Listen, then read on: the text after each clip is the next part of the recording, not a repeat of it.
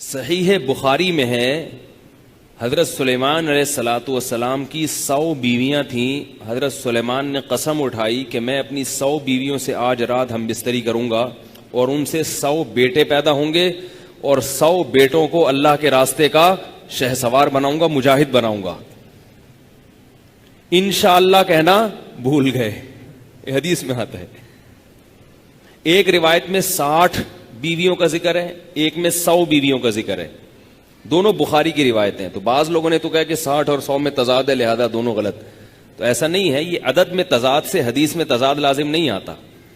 अल्लामा इब्न हजर ने लिखा है, हाफिज़ा कुल्लुम मालम यहफ़ज़हुल आखर। एक रिवायत के अल्फाज एक रावी पूरी तरह जब्त करता है, दूसरा वो अल्फाज पूरी तरह महफूज नहीं करता, तो दोनों में टकराव नहीं होता। असल वाकया सही है। बाकी 60 और 100 के अदद में रावी ने उसको बयान करने में इतना एहतमाम नहीं किया। तो वो कहते हैं कि जो 100 की रिवायत होती है ना, ऐसे मौके पर वो ली जाएगी, क्योंकि वो जो कम अदद बयान करने वाला वो एहतियात के पहलू को नजर रख रहा है। तो अब 60 अगर हों या 100 हों, सुलेमान अलैहिस्सलाम ने कसम उठाई कि मैं अपनी 100 बीवियों के करीब जाऊंगा और अल्लाह उससे 100 बेटे पैदा करेगा और 100 के 100 बेटों को मैं अपने अल्लाह के रास्ते का शहसवार बनाऊंगा, मुजाहिद बनाऊंगा। उनके नस्ल बढ़ाने के ये जज्बे थे, नस्ल बढ़े नस्ल। और आज हाल देखो, आज एक सफ़ीर आए हुए थे हमारे जामिअतुर रशीद में, पाकिस्तान के सफ़ीर हैं डॉक्टर नज़ीर अहमद। 33 साल पाकिस्तान के सफ़ीर रहे हैं वो, लाहौर की यूनिवर्सिटी के बड़े भी हैं वो। जितने बड़े बड़े हुक्मरान हैं हमारे, अयूब खान, भुट्टो, ज़ियाउल हक, जनरल मुशर्रफ, जनरल राहिल, इन सब के साथ उनके बैरून मुल्क दौरे हुए, बड़े काबिल आदमी हैं। तो उन्होंने यही बात बताई जो मैं चीखता रहता हूँ, मौलवियों की बातें तो समझ में नहीं आती ना, चले उन लोगों की रिपोर्ट ही पर यकीन कर लें। कह रहे थे कि पाकिस्तान में 1983 जो था ना, 83 में पाकिस्तान में जवानों का रेशो बूढ़ों की निस्बत ज्यादा था और बहुत अच्छा रेशो था, कमाने वाले ज्यादा और खाने वाले कम। उसके बाद ये रेशो आहिस्ता आहिस्ता आबादी कम हो रही है, गिर रही है, ग्रोथ रेशो कम हो रहा है। तो लेकिन फिर भी इतना कम नहीं है, तो ये आबादी चंद सालों तक बढ़ेगी। लेकिन रिपोर्ट ये कि आहिस्ता आहिस्ता फिर कम होना, यानी ग्रोथ रेशो 0 हो जाएगा। जब 0 हो जाएगा, क्योंकि जिस तरह से ये मुहिम चल रही है ना, बच्चे कम अच्छे, तो फ्यूचर में पाकिस्तान भी कभी वही हशर होगा जो स्वीडन और जापान का हुआ है। स्वीडन और जापान बुढ़ों का मुल्क कहलाता है।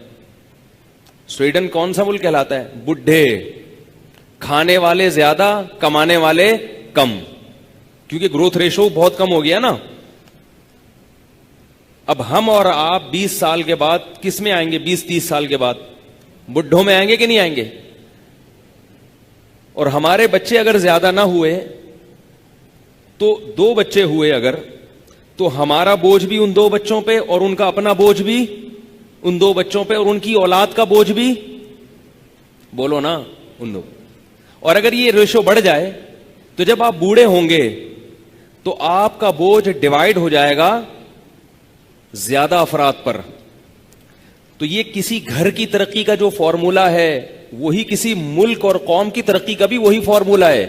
कमाने वाले ज्यादा हों, खाने वाले कम हों, तो मुआशी लिहाज से तरक्की होती है। और खाने वाले ज्यादा हों, कमाने वाले कम पड़ जाएं, तो तरक्की नीचे आना शुरू होती है। तो ये इतना छोटा सा फॉर्मूला है जो समझ में नहीं आ रहा पब्लिक के। अल्लाह रसूल की बात समझ में नहीं आती तो इकोनॉमिक्स के माहिरीन से ही पूछ लिया करो। तो ये जो है ना, ये ग्रोथ रेशो हमारा गिर रहा है। इसलिए जितना ग्रोथ रेशो बढ़ेगा, जवानों का रेशो उतना से। कमाने वाले कौन होते हैं, जवान या बूढ़े? जवान। तो जवानों का रेशो बढ़ता है उस हिसाब से। तो आबादी के ये जो कहा जाता है ना, किसी मुल्क की आबादी इतनी ज्यादा, ये तो बहुत ज्यादा है। ज्यादा और कम आबादी का अफराद से ताल्लुक नहीं है। ये बहुत अहम पॉइंट की बात कर रहा हूं। मिसाल के तौर पर किसी घर में 20 आदमी रहते हैं और किसी घर में 4 आदमी रहते हैं। अब आप ये नहीं कह सकते जिस घर में 20 रहते हैं वो तो बहुत ज्यादा है, वो कहां से खाते होंगे, कहां, वो तो उनकी तो खुराक का खर्चा बहुत ज्यादा होगा, वो तो गरीब हो जाएंगे। और जिस घर में 4 रहते हैं वो गरीब नहीं होंगे। ना ना ना, जिस घर में 4 रहते हैं, अगर उसमें कमाने वाले ज्यादा और खाने वाले कम हो तो वो 4 होके भी मालदार बन जाएंगे। और अगर जिस घर में 4 आदमी रहते हैं उसमें खाने वाले ज्यादा हो, कमाने वाले कम हो, तो वो थोड़े होके भी क्या हो जाएंगे? गरीब। और जिस घर में 20 अफराद रहते हैं उसमें अगर कमाने वालों का रेशो ज्यादा हो और खाने वाले का रेशो कम हो तो वो 20 होके भी अमीर हो जाएंगे। तो ये फॉर्मूला है। तो हम पता है क्या देखते हैं, हमारे मुल्क की आबादी 20 करोड़ हो गई, ये 20 करोड़ आबादी कैसे खाएगी, कैसे कमाएगी? ओ भाई, 20 करोड़ से कुछ नहीं होता। 20 करोड़ क्या, 40 करोड़ भी हो जाए, ये देखा जाएगा जवानों का रेशो कम है किसी कंट्री में या ज्यादा है। जवानों का रेशो ज्यादा तो वो सोने गिने वाले खाएंगे वो। अब स्वीडन और डेनमार्क में पता है नतीजा क्या निकला है? डेनमार्क, स्वीडन, जापान, ये लोग चूंकि पहले इतनी तरक्की कर चुके हैं कि अब ये पेंशन खा रहे हैं बैठ के। बाज दफा एक आदमी इतना कमा लेता है कि बुढ़ापे में वो पेंशन पे चल रहा होता है।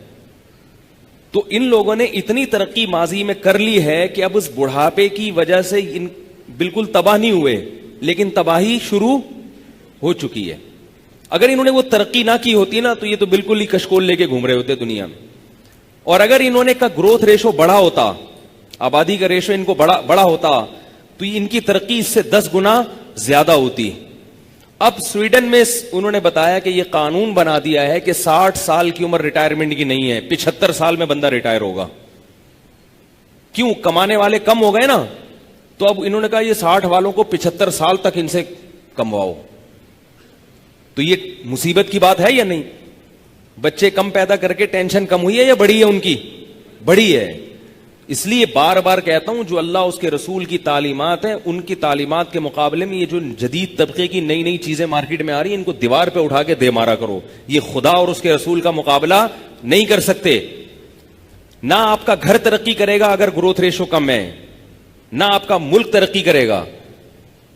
बिल्कुल ग्राफ जो है नीचे आना शुरू हो जाता है। चाइना ने भी एक पाबंदी हटा दी है, एक बच्चे वाली पॉलिसी से चाइना का भी बेड़ा गर्क हो रहा है।